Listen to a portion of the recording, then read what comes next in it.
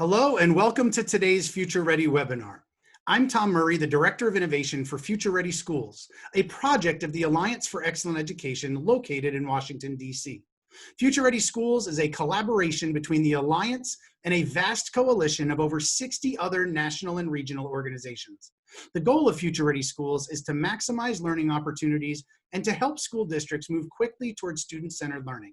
The effort provides districts with resources and support to ensure that local technology and digital learning plans align with instructional best practices, are implemented by highly trained teachers, and maximize learner-centered experiences for all students, particularly those from traditionally underserved communities. Future Ready Schools would like to thank Konica Minolta, a great Future Ready partner, for sponsoring today's webinar. The hashtag for today's event, as always, is Future Ready. Thank you for making an investment and joining us today. I'm going to be your host on this webinar on keeping cybersecurity at the forefront of remote learning. And with me today, I am so excited to have two of Future Ready's lead advisors, Dana Castine and Dr. Adam File. So what an honor it is to have you both with us today. Thank you for all the work you do for Future Ready Schools, and also just a recognition of the incredible work that you each lead in your school districts. So Dana, we will start with you. Can you take a moment to introduce yourself? Absolutely. Hi, Tom. Hi, everyone. It's an honor and privilege to be part of this Future Ready event. I'm Dana Castine and currently the proud Director of Math, Science, and Technology for the Florida Union Free School District located in Florida, New York. Prior to that, I was a sixth grade classroom teacher and then a teacher on special assignment with the main duty of new program implementation. It's my 27th year as an educator. Thanks so much for having me today. Awesome, Dana. And I know you work closely with one of our partners, NiceGate, up there in New York, and a shout out to them. So let's head down south to Adam. Tell us a little about your work. Hi, everybody. My name is Adam File, and I'm representing the Newton County School District in Covington, Georgia, also known as the Hollywood of the South. I'm happy to be here and really share some of the things that we're doing in Georgia. Really, we were one of the first states to reopen after this pandemic has hit. And so we are really just in the same standing a lot of districts are, trying to figure out what comes next and prepare for the unknown. So really happy to be here and hear what Dana has to say and learn from everyone else that's going to be attending this webinar. Well, thank you both, and it's such an honor to have you both here, truly. And kudos for, like, here we are in July, and you're still breathing, and you're still standing after a crazy, crazy year that we will all look back at, in our careers here. So it's no secret, that 2020 has really opened our eyes to so many things. And as the pandemic really began to scale back in March, educators were forced to really redesign their student learning experiences seemingly overnight. That large-scale move to remote learning really caused some large-scale concerns in many areas, but two in particular for tech leaders around cybersecurity and privacy. Let's take a few minutes, if we could, and reflect on the past few months and the work that both of your districts have done in this area. So Dana, let's start with you. Talk to us about what you guys have done in New York or districts nearby as well, and just reflect for a few minutes on remote learning there those past few months. Well, in order for us to really prepare to go to remote learning, we had a little, foresight and insight. And prior to closing and actually going home, we went into every instructional space. We went into every classroom and met with every student and had some really deep conversations with regard to access, reminding students of some things that they really need to rely on, such as our portal that we have where they can access information. We also had a session for teachers as well. And the focus not only was to educate people about, what we were perhaps using, but also some of the safety and security behind all that to make sure that, people's information was going to indeed be safe. After we were sent home, which was, towards the end of, or I'd say between the middle and end of March, we provided professional learning sessions 3 to 4 times a week for 2-hour sessions during the course of the day. And while we were teaching things like, how to use Google Meet and reinforce those, we also embedded a lot of security information in those sessions as well. So they were somewhat twofold.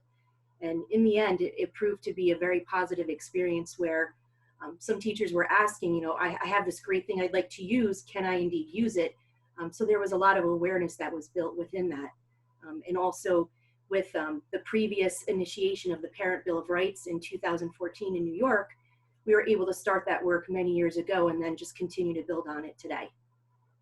Yeah, one of the interesting aspects from Future Ready is comparing states. Obviously, federally we have FERPA and SIPA and COPA and PPRA and things that relate to the digital laws that we all have to adhere to. But, your state laws there in New York, as you just referred, and versus Georgia are going to be different there as well as your local board policies will be, different in how we dictate some of this work that we do. Adam, if you would take a couple minutes just to think from your experience as well, just as we reflect on the COVID pandemic and, the ed tech side of things, the networking side of things, and what you've led there in Georgia. Talk to us for a couple minutes, if you would, on your experience. One of the things that we found with this pandemic and how we deliver teaching and learning, it really brought a new cybersecurity and privacy issues that we weren't expecting. Of course, we hit the initial cybersecurity, make sure you don't share information with outside public. We put some protocols in place previously where it would scan documents to see if someone was sharing a social security number or things of that nature. So we thought we had the cybersecurity and the privacy thing under wraps because it was one model that we were using. Well, this pandemic totally threw our model out the window. And so we had to figure out what new cybersecurity and privacy issues that we were going to have to deal with. I know one thing we were in the process of working on prior to this, we were working with WebEx as a platform to kind of do some virtual training. So we weren't necessarily looking at doing it for every single teacher in the classroom. We were looking at setting up some accounts and doing some professional learning virtually. So basically that got thrown into hyperspeed. But in the meantime of us trying to set that up for all teachers to use, they ended up finding their own solution. So we had a lot of teachers that were utilizing Zoom. Zoom became the platform of choice. So it kind of won the war before it began within our staff. So we had to then educate our staff on all those different privacy issues and concerns that Zoom kind of had at that time. And, they were trying to do the best that they can, which I applaud them for. But ultimately, we know why we have district accounts so we can manage and we can control and we can pull up user records and data. We know what's being shared. So it was that education piece and something we didn't even think about, but because I think everybody was doing the sharing of issues that they were coming up with, educating our staff on the privacy of now you have a window into a child's house. So not even just the data security, but now you're seeing how they're living. And if kids don't want to turn on their camera, it may be because they're embarrassed about their home life.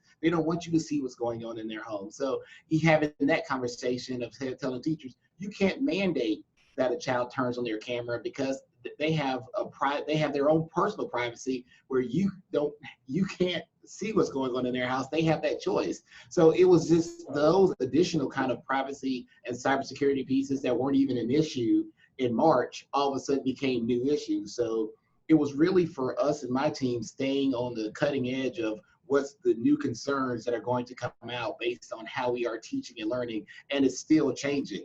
I think someone mentioned in another webinar that I sat in, we're not over COVID just because we think we are. It's still happening. Cases are still going up. So we're constantly going to have new security and privacy issues that are going to arise, especially when you look at everybody's coming up with brand new tech solutions to these problems.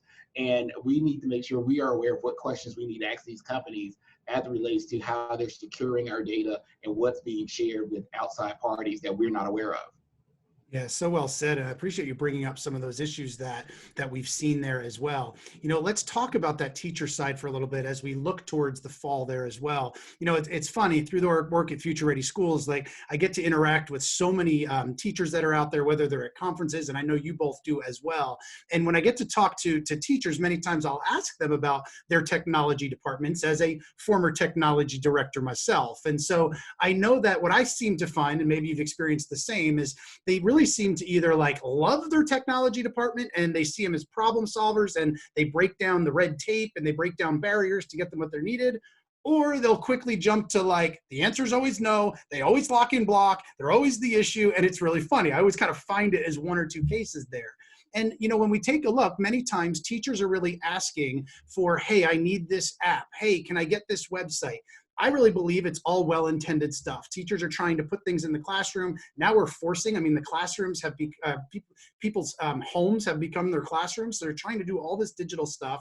How do you all balance the sites and the apps and the extensions for both students and staff, especially during remote learning? Let's face it, as 3 tech directors, myself being a former one, there's things we have to say no to.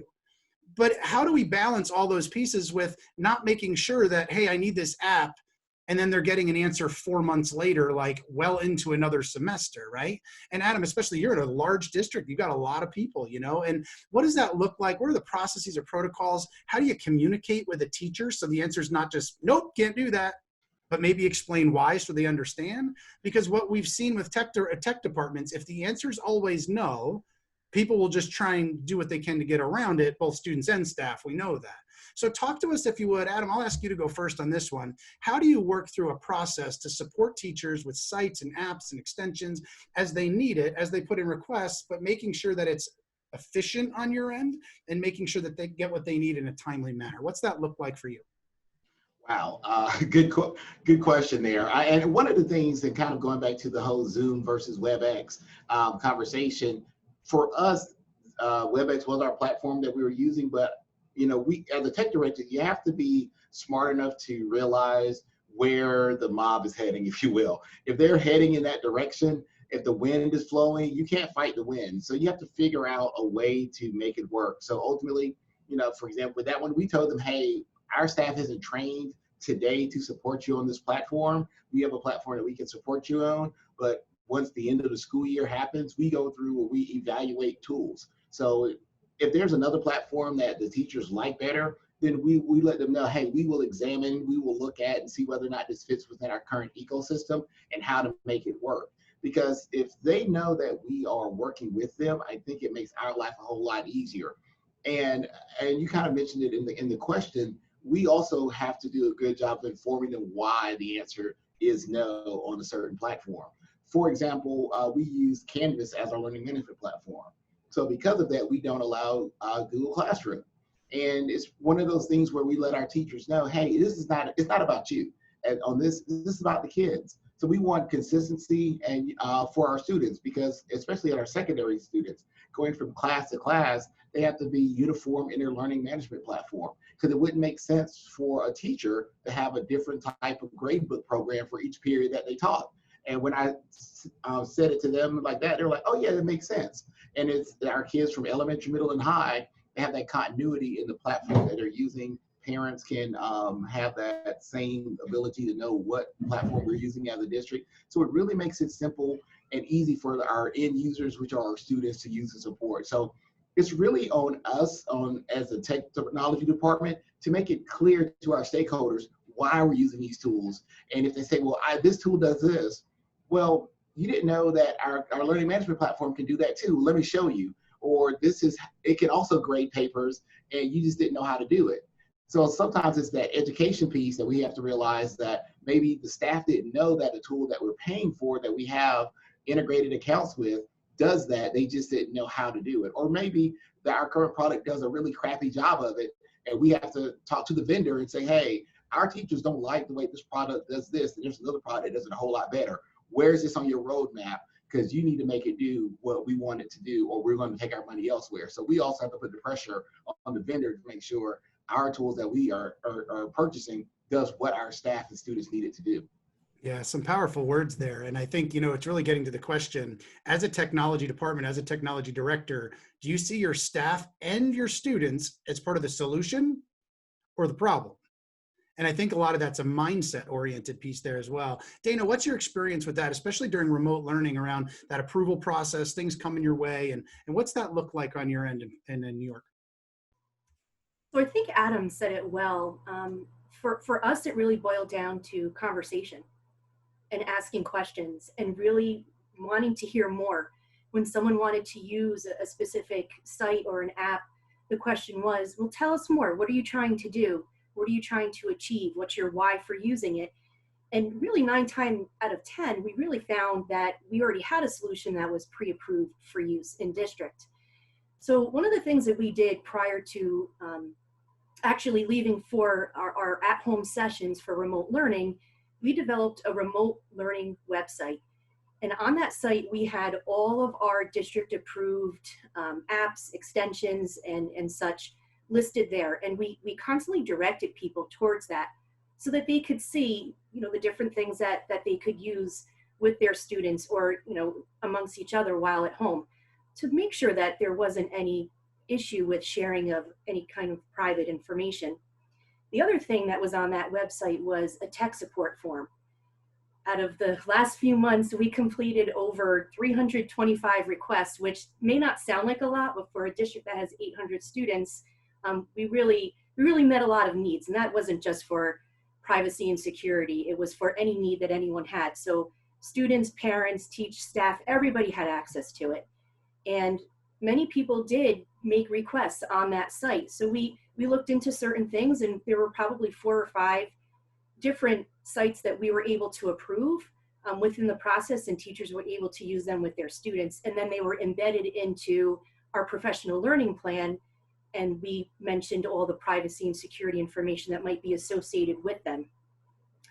The other thing that we found was through that tech request form, we had families who were making requests like, something's not working. And when we contacted them and had some communications about what their challenges were, we found that some teachers were indeed using things like Zoom instead of Google Meet. And it was causing some confusion because the consistency, as Adam said previously, is really, really the key. So if you have, someone at home who's trying to help their kindergartner, their 3rd grader, and their 6th grader, and everyone's using a different solution, that means that parent has to learn 3 new online communication solutions. And it's really, that's really not a fair thing to do. So our district's decision was to stick with one in particular, really provide some in-depth training for that, and also make sure that our students, our parents, and our staff knew how to use it.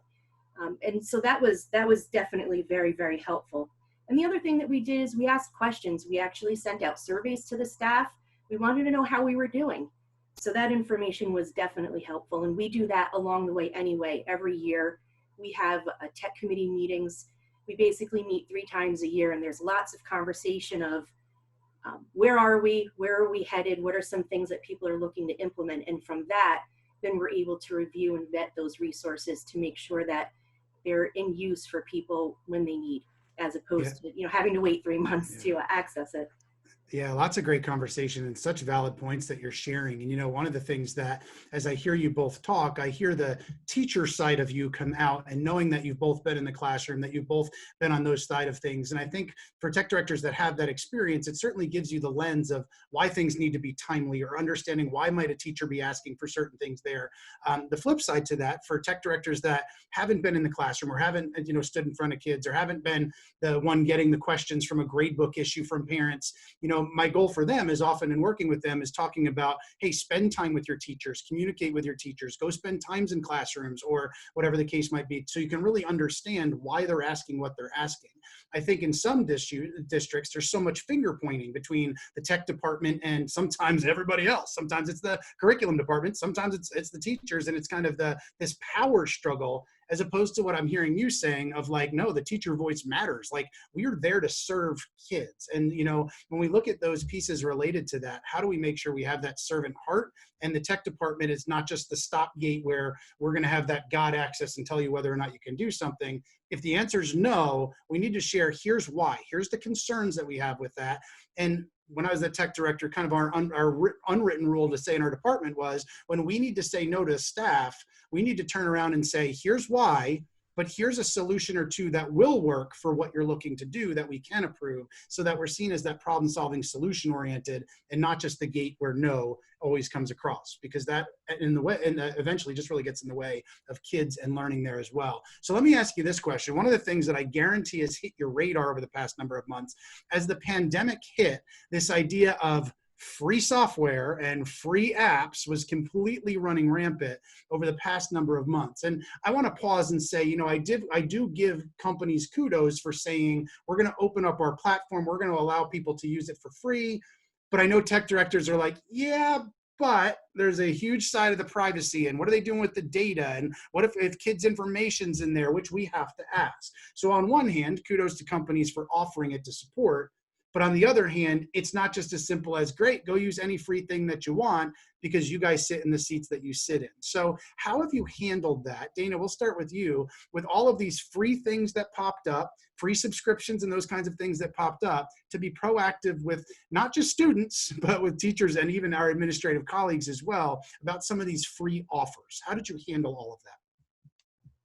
Well, I have to say, my email is happy that we're almost to June 30th, because prior to that, literally hundreds of emails a day came in with, we're opening this up, this is free until this time, or sometimes there was no time frame associated to it.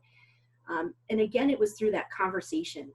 We were very fortunate to have many of our teachers and staff members and administrators attend the professional learning sessions that we had. And it's through that communication where people had the opportunity to make comments in the chat about, Flipgrid is great, but what if I use this instead? And it really gave us an opportunity to have those conversations, because you're right, everyone was getting those emails. And I remember early on, one of our administrators had said, I just don't understand why we can't use Zoom. It's free, it's great. And literally a week later, there was some very colorful information that was, released in the news with regard to Zoom and some of the things that they were experiencing. So it kind of validated some of that information. But as far as the free, we really had to vet that information. And if someone made a request and we didn't have that opportunity, as you said before, to say, no, we have this other solution that you could use instead, we really did provide those reasonings behind why we would have to say no. And one thing to keep in mind too is budget. A lot of these things were not budgeted for prior to going into the next school year. So that was also a conversation. I know our budgets in New York have been hit very hard, and I can only imagine it's the same all around the United States. So with that being said, some of our answers also had to be, we're trying to protect as many people and program as possible. And it's very difficult to, take all these solutions on where they'll be paid when we return to brick and mortar or whatever it might be in the fall. So how did we handle them? We really did look at our remote learning site. We tried to provide some options to people. We constantly directed people towards that. And, we tried to help out as many people as we could with making as many of their requests available to them as we could possible. So Adam, let me ask you a similar one. I'm that teacher in your district in Georgia, and I see this free tool online that it's all the rage on social media. People have been calling it a game changer. There's one for you, Tech Director. And so I called Dr. File because he's going to solve all my issues here in whatever grade level, and justified to me, like, why can't I use it? It's free. Why are you going to be that roadblock? How did you go ahead and do that and handle the same issue? What's that look like? Well, handling it in my normal, colorful way, I would tell them that, just like drug dealer, the first hit's for free. But they have often really bad consequences after. So it really grabs their attention when that happens. But, a lot of times when you look at these products, as was mentioned earlier, they're just trying to get your foot in the door. I said, for one, is it something that we can sustain after it goes away? There's probably a reason why we haven't purchased it already. It may be something that the budget can't absorb, and then you get your hopes all up on this product. That may be a really great product, but what happens after the free goes away? Is there going to be money to utilize this product? And what is the outcome we're going to get from this product? And I'm in the process of putting something together. I'm actually going to borrow it from a district in Georgia called Fulton County. They have this nice little graphic in their department, and it's like an umbrella. And all the little sleeves in the umbrella are the various tools that they can support. And then on the outside, raining down are all the other tools that you see. And they're like, hey, we can't protect you once you get outside of this umbrella for all these different tools. You have to stay under this umbrella to support. Now, if you go outside of this umbrella, then you put yourself and your students at risk once you start doing that. And to your point, as you mentioned earlier, Tom, and those slivers of the umbrella, they put in all the other tools that are out there that can compare to what they're doing. So as you mentioned, if it's a video conferencing, if they're using Google Meet or Microsoft Teams, then they'll put in, okay, it works just like Zoom. It works just like WebEx. It works just like GoToMeet. So they then align all in a crosswalk format, align all those other products to it to see what it can do and how it works. So it's really about letting them know, hey, there's a reason why we don't have it, but what we can do to that's similar to that product and to give you that same impact or that same learning outcome that you want in your classroom. But it's really key to let teachers know that free isn't always free. It comes at a cost, and are you willing to pay the cost as an educator when something goes awry with that product? So Dana, you mentioned like with the Zoom thing, when those when the news stories started coming out, we let them know, hey, this is the reason why, because yes, they're going to fix it. Yes, they're going to make corrections. But today, this is what we can protect you on. This is what we can guarantee. Under our department, this is that umbrella of protection that we have. But once you step out of it, I'm sorry, we can't help you. We can't protect you. And so when the tech support it doesn't go there, then that's when well, I guess I'll use what you have here. That definitely makes a big difference in getting people under your protection, if you will. Yeah, so well said. And we do want to give a shout out to those places that offered support, offered things for free, wanting to believe that they were all very well intended in that regard, but understanding from a technology end, if you're a teacher watching this or those things, and understanding as superintendents, we'd hear from them all the time of, man, I'm getting 100 emails a day saying, this is it, this is all you need. And, and just how that can come across there as well. So I do want to take a moment, if I could, to remind our viewers that the hashtag for today's webinar is Future Ready, and we hope you're enjoying this great conversation. So let me ask you a little bit about training. Cybersecurity training is absolutely not this one size fits all or just like a once and done beginning of the school year type training or type professional learning, because we know that ongoing data privacy and security is really critical. So how do we provide ongoing data privacy and security training for our staff, for our students, especially during remote learning? One of the things that we do at Future Ready at some of our institutes and other things is, we'll often ask, as a quick example for anybody in the audience, is how many of you are a trained lawyer? And like very rarely does a hand go up. Yet we are all legally responsible for this stuff. I also know from a tech director's end, and I've felt it myself, there can be a lot of animosity here. Again, going back to like, why are they blocking that? Why are they locking that? Why can't they just say yes to whatever it might be? And so there's a lot of finger pointing here, which also can lead to a lot of culture issues in a department or in a district office or even in a district across the board. So let's talk about the professional learning end as that way for support. So how do we support our staff? What does that look like? How do we support even our students and giving them, it's really a life skill with everything being online, especially during remote learning. And so, Dana, let's go back over to you if we could. Like, you've mentioned it a few times. What's professional learning look like in this area for you? So professional learning in our district is not certainly a beginning of the year PowerPoint presentation, do's and don'ts.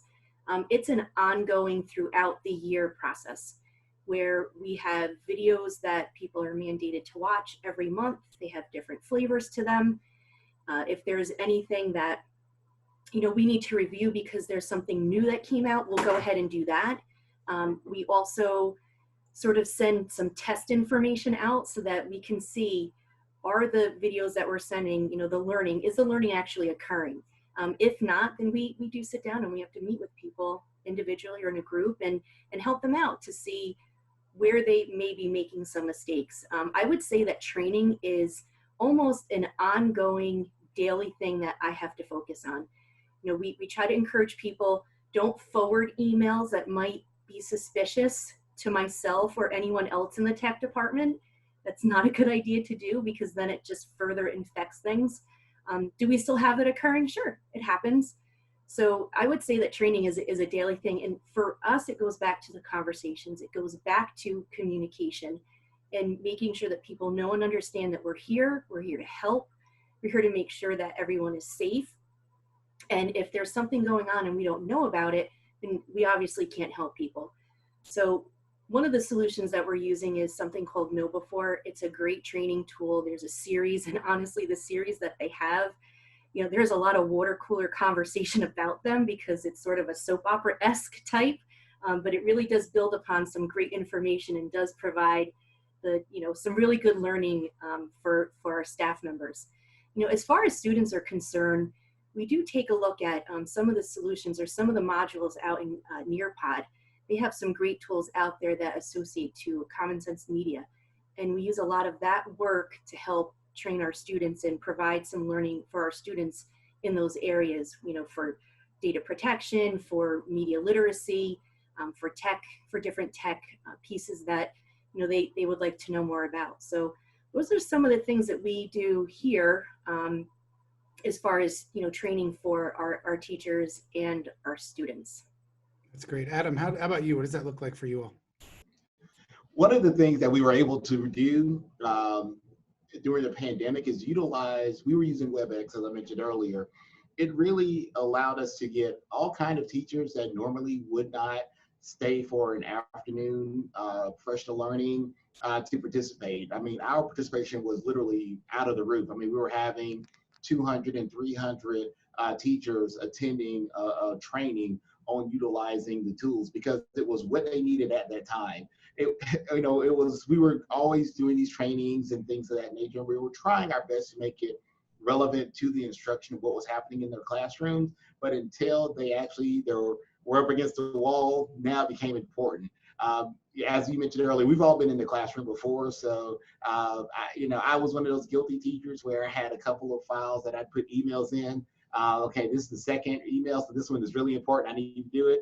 This is one that I feel my principal sent out because they had to. And so I may or may not prioritize that one. So I think that's kind of what our teachers are doing with some of the training. It was like, okay, yeah, I'm supposed to be using my learning management platform.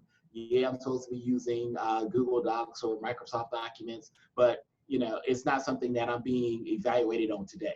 So when all of a sudden it was the thing that they had to do, then everybody got on board. It was no longer any kind of fighting to get anyone to log into a session. And it really, they realized, oh my gosh, all these resources are here. I didn't know. And so my team was inundated. I'm like, hey, y'all are about to be the most popular people in the district right now. So just get ready for it. And so they were able to provide that on-time learning. And what we were able to also see, the teachers that were utilizing these tools, the parents, they loved it because they're like, okay, this is the stuff that we were doing.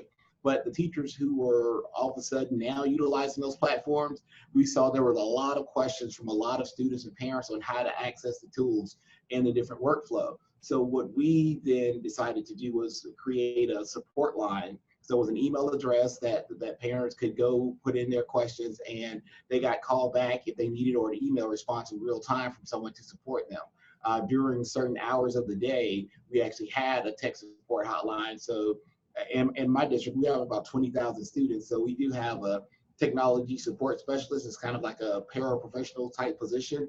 And so during the COVID period, when we were out, those staff members really didn't have any work, if you will, to do because they weren't working with students in real time. So that gave them the perfect opportunity to kind of run our switchboard, if you will. So parents could call in because let's be honest, a lot of us can send in a help request email, be like, I just want to talk to somebody. I need to tell them what's going on.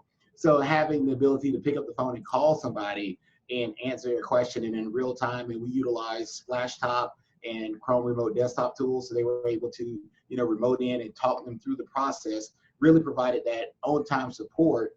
So it really, I feel, gave the technology department a time to shine and people to see all the awesome things that we were doing. And they were like, oh my gosh, I didn't know y'all had the ability or had the resources or the tools to do all this stuff. So, you know, it was really great for the team to get that opportunity. And, you know, as a tech director, and I know, Damon, you feel the same way. Anytime we can get our people out there to shine, because oftentimes technology, we don't get a chance to come out in the front until things stop working. You know, when the network goes down, the phones aren't working, someone can't open their email, then that's when we're out there, but it's more of a fix versus let's show you how we shine and show us the stuff that we do. So one thing I can say that came from the COVID pandemic outage, it gave technology a time to be up front and center and to sit on that big podium, and hopefully everyone was able to rise to the occasion across the country.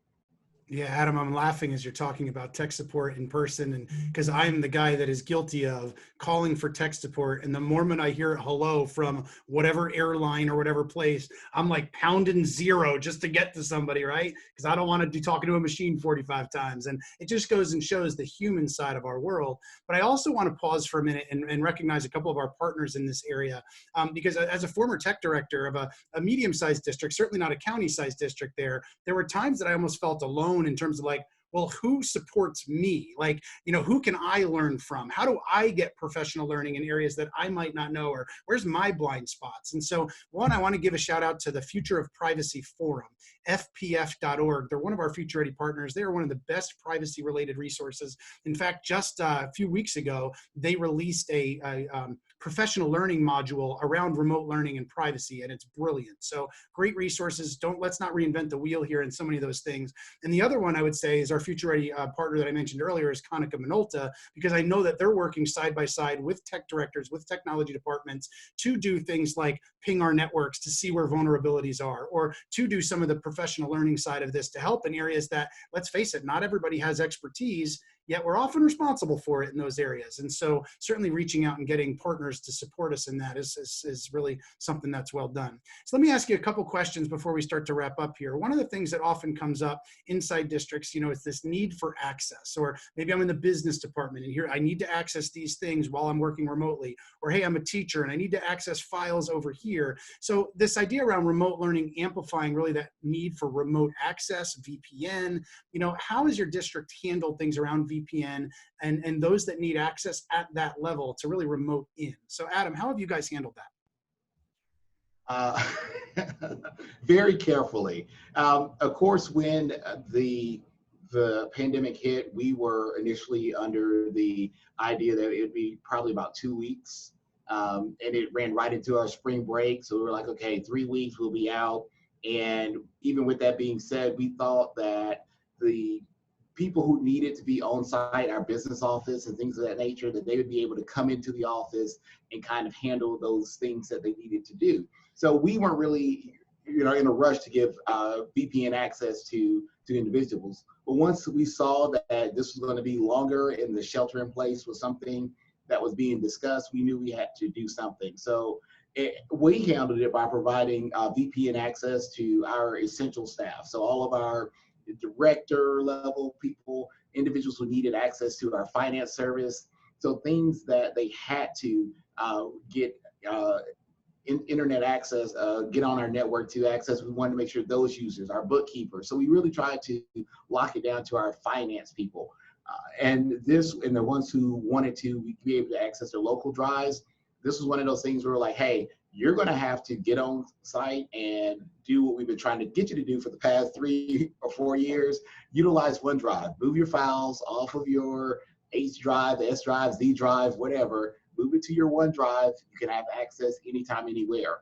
But luckily, we have been in the process of weaning ourselves off of that. So most of our teachers and most of our administrators had already made that change, because once you start opening up VPN access and you're giving it to all kinds of users, so many things can go wrong.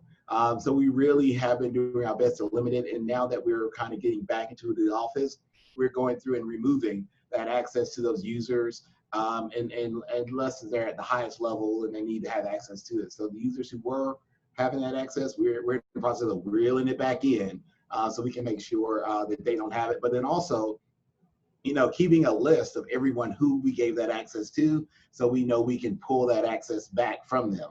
And here's something that we also did. We actually sent a spear phishing attack at those people too. So we had that list of people who we knew had VPN access, and then we phished them to see whether or not they would click on it. We had a few of those people. We're like, hey, this is why we're very limited, because just that easy, we sent an email to you and you shared some information that you weren't supposed to share. And so just that easy, someone could have gotten access to that. So we also use it as a teaching moment for those people that we give and higher access to make sure that they are aware that they have to follow safety and security with those accounts, because they're high targeted accounts based on the number of emails they send and on their title. Because a lot of these people will go to the website and see that you're a director, you're a finance person, you probably have more access than a regular teacher. those are the people that they're going to try to target and access. So making sure they're aware of those so they can put that extra level of safety and security on their end, because we know the end user is the weakest link when you start talking about security and data privacy. Yeah, and I really like the fact that you all did that under the precursor that is, this isn't a I got ya, it's a we've got you kind of mindset, right? And helping to support and helping to teach. And I'm thinking back to working with a district earlier this year where the superintendent had gone on vacation. He put out on social media, and well deserved, they certainly work hard, that he was going to be in Mexico and he was out there enjoying time with his family. And didn't the business official get an email about paying a bill from the superintendent saying something along the lines of, hey, I'm in here in Mexico, I totally forgot to pay this bill, can you mind paying it? And when the superintendent came back, the business official said, hey, I took care of that bill for you, no problem. And the superintendent had no idea what he was talking about. And the district happened to pay a bill that they didn't know because they put it out there. And so that's the kind of thing. And you're right, Adam, you bring up the point of, especially the higher up that we go, the more buying power that we have, the more authority we have as a superintendent, maybe a board member, or certainly our budget office, really have to be conscious about that the most, for sure. Dana, what about you? What does that look like in terms of access there as well for you all? In New York, in January, there was a recent mandate. It's called Ed Law 2D. It's really all about data privacy and security. And prior to that, we knew that this was coming. It was part of a conversation for quite some time. So with that being said, we really spent a lot of time looking at what that could mean and the resources that we were going to be mandated to follow.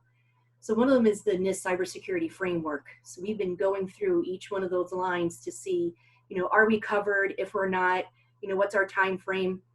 So there is a question in there about VPN and, outside access. So we knew that we needed to really limit that. So prior to closing, we sat down and made a list of all the people we thought would really need access outside. And that really boiled down to our business office, the business official, the treasurer, the HR person, anything that they needed to do in order to perform their duties away from the district. So we really focused on getting some laptops out to those folks, district issued with the VPN information, already configured. We met with them, we trained them on how to use it. We made sure that we stressed, when you're not using it, you need to make sure that you close out, all those sorts of things that you want to put in place. That helped us a lot with what we call user envy in our district, which, everybody wants access to everything. And really you only want to do that if it makes sense for the job that they're performing. So, we use that term quite often, like, oh, we might have a little user envy here. So, that's something that we definitely take a very close look at. But in terms of now that we're starting to return, just like Adam had indicated, we are also starting to pull back some of that information as it's necessary. Our offices will return back to 100% capacity in July. So we're looking at another couple more weeks of people that might be working from home. So it's been, it's an interesting ride. And one of the things that we used for the rest of the staff, which we've had in place for many years now, is ClassLink, which is a single sign-on solution. And ClassLink has definitely helped tremendously with security, with privacy, accessing network files while you're away from the network. It really helps to take all the different places that you're saving information and really look at one platform to access them or even search for them. And that's also been very helpful with our remote learning piece, because if there's an app on the desktop, it's something that you can use. So it was a pretty simple thing to do. So honestly, ClassLink is, we've been using it for, like I said, a number of years, and very thankful for the work that they've done. They've provided tremendous support for us in that area. Awesome. So thanks for sharing that. I do want to remind our viewers one final time about today's webinar, the hashtag being future ready. We encourage that conversation online like we do every day. So as we start to wrap up, two final questions for you. One, as we look forward, districts, one of the things around the prior future ready has been focused on equity and access, equity and opportunity since our inception. And, equity and access really came to the front burner because if kids didn't have access, many times their learning stopped, right? What's been called the homework gap was now really the learning gap when we look at that. So this idea around remote learning and providing things like access points, places using things like Kajit, those kinds of things, to help the learning at home, when we look at all those pieces, it also in and of itself brought up some additional conversations that needed to be had around what if it's a district issued access point around things around like filtering and so on. So talk to us and just reflect a little bit as you look forward to a new school year. What are some of those conversations you're having around the digital equity side, the homework app side, handing out devices, but then around the filtering side, cybersecurity piece to all of that, as there gets to be many, many layers to all of these conversations and work. So Dana, let's start with you on that piece, if you could. So really what you're looking to do is have us peel away the onion to get to the core is what you're saying. That's a lot. That's a lot of information right there. With that being said, our district, we had a team of people that attended a Future Ready Institute in New Hampshire this fall. And one of the activities that we performed led us to really understanding and realizing that we needed to take a look at some digital equity in our district. We had already created that one-to-one environment where every student in grades K all the way through high school, 12th grade, had a device to use. We already had a one-to-one initiative with our staff. So we were covered when it came to devices. However, the devices go home in grades 6 through 12. So in the fall, we really decided to take a look at how many families are really struggling with access at home. How many of them really need some assistance in that area? So we definitely contacted a few people within our own district that had some of that information, and we were able to really reach out to those families. Also, in the meantime, we reached out to different companies that could help us with that. And ultimately, we were awarded with a grant through T-Mobile, the Empowered Ed program, and we were able to get some hotspots for the district. And that occurred previous to the pandemic. So we were able to get them ordered. They were actually here and arrived, I would say, a couple weeks before we were sent home. So the timing was just absolutely perfect with that. We were able to get the hotspots distributed to those families, and any child in that house that had a district device were able to connect to that. And all of our devices are filtered. So whether they're in network or they're away from the network, they're all being filtered through the same system with the same rights that they would have if they were here in school. So I can't thank Future Ready enough for providing that opportunity for our group to have the conversation and really dig deep and take a look at some of the things that we really needed to focus on in terms of the equity piece. And that has helped tremendously in our district. Our families are so thankful. Just yesterday I had someone who called and said, there's something going on with the hotspot. So we traded it out. It was no big deal. But our families have definitely been appreciative to that, and our teachers as well. So it's been an ongoing process. If a teacher is finding that someone's not connecting, they reach out to them. And we've had many instances where families have said, no, we no longer have access. So we were able to get access to them so that they can do the things that they needed to do. I mean, honestly, it's no longer a privilege to have that. It really is something that should be considered as a utility. And I know, Tom, you're doing a lot of work in that area. So thank you for having a voice at that table and listening to the rest of us as we try to climb that mountain. Yeah, well, thanks, Dana, and thanks for the Future Ready shout. It certainly wasn't, we didn't ask you to do that by any means, but we do certainly appreciate that. So thank you for the Future Ready shout. It does mean a lot. And as just to reiterate, equity is so core to our work. It's the lens. It's not some add-on. It's not some nice to do. It's the lens in which we need to see the world, especially for our traditionally marginalized groups of students. So Adam, if you could jump in there, you obviously from a larger scale district, to answer that same question, how are you handling some of the remote learning, digital equity, but yet cybersecurity conversations that you're having moving forward? Pretty simple.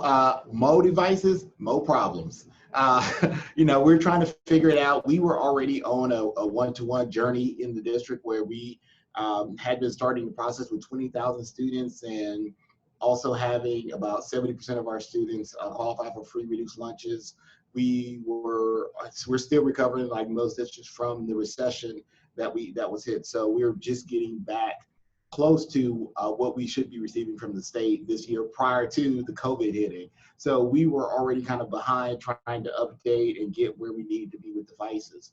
So this has put us in one of those situations where we definitely have been looking for various funding sources. We also were able to receive the T-Mobile grant. We had it a couple of years ago with HP Chromebooks that were cellular. So we had those, so that came in really handy. We had about 250 of those devices. So being able to push some of those out to students, we split those up and they were able to have cellular access in those areas. But we still have districts, parts of the district being the entire county that are more rural in nature. And so those parts, they don't have fiber going to their homes. They don't have cellular access and consistent in those areas as well. So even providing those students with hotspots wasn't really a good option. So we are still looking at options to light up some of our parking lots of our schools. So you can get internet access, close to all of our buildings, but we have some larger high schools. So we're looking at lighting up the entire parking lot. So you can pull up in the parking lot and get access. And with that, we're still using our own internet. So when you look at some of the other solutions, you still have that monthly bill, if you will, whether you're using Kajit, Cradlepoint, whatever, there's still that monthly charge that a district would have to incur. And currently those charges are something that's E-ratable. So, looking at, and I know we've gone through the modernization of E-rate, which is great. It's made our life a whole lot easier. But now that we have new problems, hopefully we can have conversations about new solutions. So opening back up that connectivity piece, we're no longer just talking about connectivity to the buildings, we're talking about connectivity outside of the building. So what does that look like? Are we going to be able to utilize other resources through federally funded programs to give students access, whether it's through Title I, whether it's through E-rate? So being able to utilize some of those federal dollars to connectivity or for devices for end users is definitely going to be the next step of where we need to be to really get that where it has to be, because right now internet access and having a device, that is something that's going to be get people connected and to just survive. During this pandemic, I know I had a doctor's appointment and I did it via a Zoom, where he wanted me, he's like, make sure your connection's good. Let me hold it up. Let me look at your eyes. Open your mouth. So all this was done via technology. So now we're saying living is going to be something that you have to have internet access and a device for. And if that is essential to getting medical care and learning, we have to do a better job of providing that to our students, to our families, because it's just a life skill. It's something that they have to have, as simple as being able to go to a post office, a mailbox, and get a piece of mail out. We have to have some kind of connectivity for everyone if this is the way teaching and learning is going to happen. Because if we don't, we're going to increase that gap, and we're going to still have the haves and the have-nots, and we can't have that in our country. We're the greatest country on earth, so we have to do our part as educators to be advocates and make sure this is something that's at the forefront of school districts, of our county, city representatives, to our state, and all the way to the national level. Awesome. So well said. And, just a couple of weeks ago, or just a little over a week ago, we had our Future Ready Tech Leaders Summit, joined by Jessica Rosenwurzel and hundreds of tech directors, superintendents, where we talked about those exact issues moving forward. And so thank you for co-leading that, Adam, there as well. And since we're talking about that, I'll give a shout out to our instructional leadership one. Here we are on July 8th. And so about a week from now, and Dana is going to be one of the MCs for that event there as well. And so at Future Ready, we work to really support you guys in this kind of work and have these kinds of conversations, because together we are better for kids. So we are really short on time. So I'm going to ask you each 30 seconds or less, one final question for you. We've got a lot of viewers today, from superintendents to tech directors, even some teachers, I'm guessing, to state leaders. And as they move forward towards the fall, and as they think about remote learning being in some form, in some hybrid environment, or full-time remote learning, maybe in their area, what's one piece of advice that you have, regardless of what their role is, moving forward? So Dana, over to you first. Honestly, it's all about working together. It's all about communication, and it's all about having those plans in place that everybody really knows about. So, if you're a tech person, work with your curriculum person. Make sure that the teachers and the students have what they need, have some sort of a plan. That would be my biggest: work together and communicate. Awesome. How about you, Adam? My biggest thing is, and I've been saying it through this whole pandemic to my team, stay centered. It's going back to that know your why, the why is in the center. you have to know why you're doing this. You have to stay centered because you're going to get inundated. People are going to be pulling you in a million directions, whether you're rolling out more devices, whether it's access, whether it's you had an outbreak at one of your schools, whether it's dealing with your own family and life system, because you have to remember at the end of the day, when you finish punching the clock, you're a husband, father, parent, mother, whatever the case may be, you have to stay focused and centered because it will drive you crazy. So definitely make sure you remember why you are doing this work and stay centered on why you are coming to work every day and who you're going home, because that is the most important thing in your life. It's hard to beat those two things right there. You two are incredible. I want to remind our viewers that information on Future Ready can be found at futureready.org. And we encourage and challenge district superintendents to join the over 3,400 others that have signed the Future Ready District Pledge. I also want to encourage our viewers to get involved with our growing strands, from district leaders to tech leaders to principals, librarians, instructional coaches, to our newly launched school board strand. We've really vastly expanded the reach of Future Ready schools over the past few years. You can also check out our Facebook groups and ongoing activities to stay connected with those working alongside of you throughout the nation each day. Also, I encourage you to check out the season 1 of our Leading Through Unprecedented Times podcast series at futureready.org/podcast. And a shout out to one we'll be launching next week, our Tech Leaders podcast. And Adam is one of the MCs for that with Carl Hooker, called Undisrupted, and looking forward to that as well. I want to thank Adam and Dana one final time, and thank all of you, our viewers, for joining us for making this Future Ready webinar possible. And a special thanks one last time to our Future Ready partner, Konica Minolta, for also making it possible and for being wonderful partners. Don't forget to connect with us all here at Future Ready on Twitter, Instagram, and on Facebook. If you missed any of today's conversation, it's going to be archived on our website and our Future Ready YouTube channel soon after this webinar. Thanks again for joining us here at Future Ready. Have a fabulous day, an amazing summer, and we'll see you next time.